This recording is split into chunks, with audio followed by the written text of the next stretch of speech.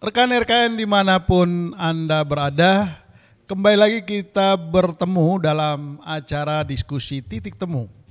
Nah, ini adalah acara perdana kita di tahun 2023. Karena itu hari ini kita akan membahas topik yang sangat penting untuk Indonesia di tahun 2023. Kali ini kita mengangkat topik politik dan ekonomi Indonesia 2023. Nah, untuk membahas itu telah hadir bersama saya di studio. Ini orang-orang sangat populer saat ini di Republik ini. Pertama, Bang Dr. Emrus Sihombing. Bang, apa kabar? Sehat. Wah, selamat tahun baru ya Bang ya? Selamat tahun baru. Ini luar biasa. Nah, Bang Emrus ini adalah seorang pengamat politik dari Universitas Pelita Harapan. Nah, Bang Emrus nanti akan bicara banyak tentang politik kita, politik Indonesia di tahun 2023. Lalu kemudian di samping kiri saya seorang perempuan cantik. Beliau adalah Dr.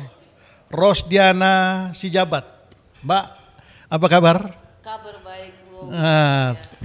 Ya.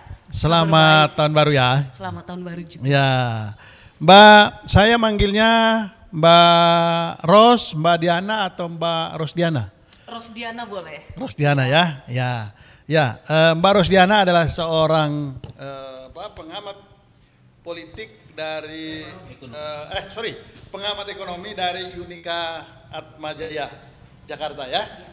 Ya, nanti Mbak Rosdiana akan banyak bicara soal ekonomi Indonesia di tahun 2023. Nah, saya mau ke politik dulu. Nah, biasanya politik ini yang hiruk pikuk. Betul. Kalau politiknya hiruk pikuk, biasanya ekonomi juga ikut ke bawah-bawah. Nah, ya kan? Nah, karena itu, Bang, Ya. yang menarik di 2023 ini apa nih? Kalau di bidang politik. Baik, selamat siang pendengar dimanapun berada dan terima kasih nih Bang Sebastian, saya bangga sekali Abang sebagai orang yang sangat populer gitu ya. Siapa sih yang Amin, tidak kenal amin, Abang. amin. Begitu saya diundang, saya lihat ada hostnya adalah luar biasa, saya tersanjung juga. Baik, di dalam 2023 hiruk pikuk politik kita pasti fokus kepada kristalisasi tentang siapa calon presiden kita. Wah, pasangan paslonnya begitu ya. Oh gitu. Karena memang exercise itu pemanasan itu sudah kita lihat di 2022. Nah, di 2023 itu akan semakin mengkristal. Nah, di sini ada dialektika akan bisa terjadi nanti apakah 2 pasang, 3 pasang dan lain-lain sebagainya. Tetapi publik perlu tahu bahwa 2 pasang atau 3 pasang atau lebih dari 2 pasang sebenarnya demokrasi itu. Cuma akan banyak orang nanti para politisi mengatakan, wah 3 pasang, 4 pasang itu lebih demokratis karena banyak pilihan. Sebenarnya ketika mereka mewacanakan itu tidak lepas daripada kepentingan politik mereka. Karena konsep komunikasi politik mengatakan bahwa pesan komunikasi politik yang dilontarkan oleh siapapun didrive oleh kepentingan politiknya. Maka sama dengan perbincangan yang baru-baru ini tentang proporsional tertutup, proporsional terbuka, kan begitu ya. Kita tahu misalnya Partai PD Perjuangan mengusulkan proporsional tertutup karena kepentingannya ada di sana begitu ya. Dan partai ini sudah cukup mapan. Tapi partai yang belum mapan, yang perlu masih bergerilya supaya parliament threshold tercapai nanti, maka mereka akan katakan proporsional terbuka. Ini adalah mewakili rakyat. Nah, seperti itulah contoh-contoh yang diperdebatkan sesuai dengan kepentingan politik mereka. Demikian. Oke, jadi yang sangat menarik dan panas di tahun 2023 itu adalah soal siapa calon presiden Betul sekali. Indonesia 2024. Di samping isu-isu yang lain. Isu-isu lain. Nanti isu-isu yang lain kita akan bahas. Saya ke Mbak Rosdiana dulu. Mbak Rosdiana, kita masuk tahun 2023, isu yang paling hangat atau isu panas di bidang ekonomi 2023 ini apa? Oke, baik Bung Sebastian. Selamat sore semua pendengar di seluruh Indonesia.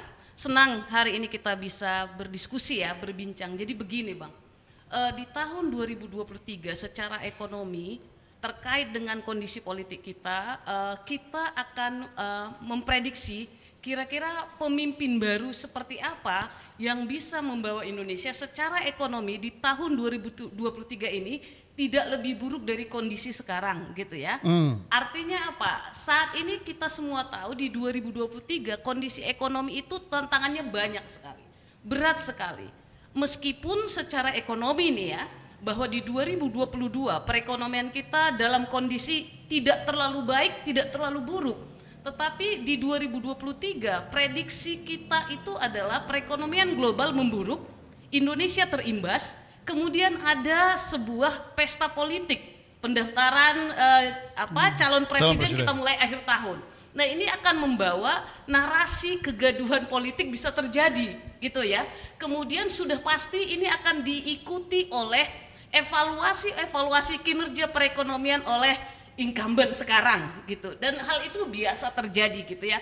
Narasi politik akan melihat apakah kinerja perekonomian selama ini baik, bagaimana bisa ini dilanjutkan atau bagaimana ini diganti seperti itu. Jadi ada sesuatu yang kita lihat bahwa di 2023 secara politik intensitas politik akan naik, dan ini akan membawa pesan-pesan evaluatif terhadap kinerja ekonomi sekarang.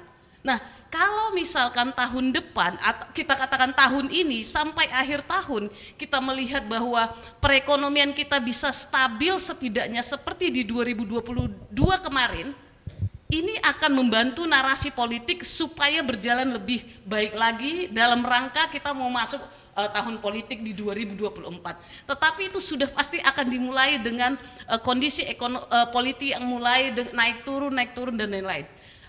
Perlu saya garis bawahi begini, kondisi lingkungan politik kita yang kondusif tahun ini akan sangat membantu Indonesia lebih bertahan di tengah-tengah guncangan ekonomi global yang sudah pasti ada. Gitu. Oh, lebih bertahan?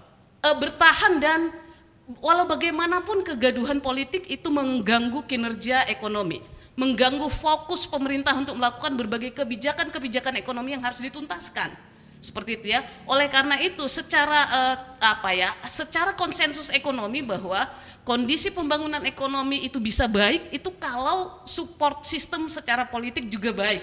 Nah, kita harapkan bahwa di 2023 ini meskipun kita masuk kepada tahun politik, sudah kita akan mulai gitu ya. Katakanlah tidak lama lagi lah, pertengahan tahun sampai ke tahun depan, semua berbagai pihak memiliki kepentingan politik. Tetapi lingkungan kondusif itu kita pentingkan secara ekonomi, karena apa?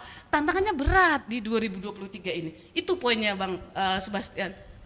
Ini luar biasa. Nah, saya kembali lagi ke Bang Emrus. Bang, Mbak Rosdiana mengamini betul bahwa isu politik 2023 ini akan sangat berpengaruh terhadap kinerja perekonomian kita. Nah, menurut Abang, tadi Abang sudah mengatakan top isu di 2023 ini adalah politik. Iya, pemasaran. Kalau maksudnya top isu di bidang politik itu berkaitan dengan siapa calon presiden. Ya. Nah, Abang bisa jelaskan nggak kalau kita bicara 5 top 5 isu di bidang politik, itu kira-kira apa saja selain calon presiden nomor 1, lalu 4 yang lain kira-kira apa aja yang menarik. Tadi Abang sudah singgung satu soal proporsional tertutup atau terbuka, lalu apa lagi yang lain? Mungkin soal ibu kota negara baru atau apa gitu.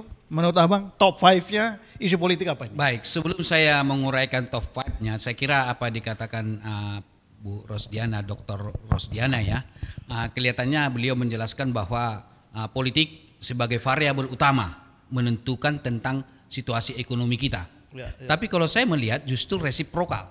Artinya bahwa politik mempengaruhi ekonomi, ekonomi mempengaruhi politik. Gitu begitu. Ya.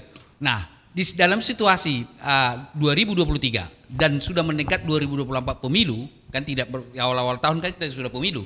Di sini kan banyak keluar adalah kos politik, biaya politik. Akan banyak uang mereka keluarkan di sana para aktor-aktor politik, sehingga menurut pandangan saya perekonomian kita nanti akan lebih stabil di 2023 dan 2024 karena banyak uang yang berputar dikeluarkan oleh para cukong-cukong politik itu atau pemilik yang menjadi calon gitu kan.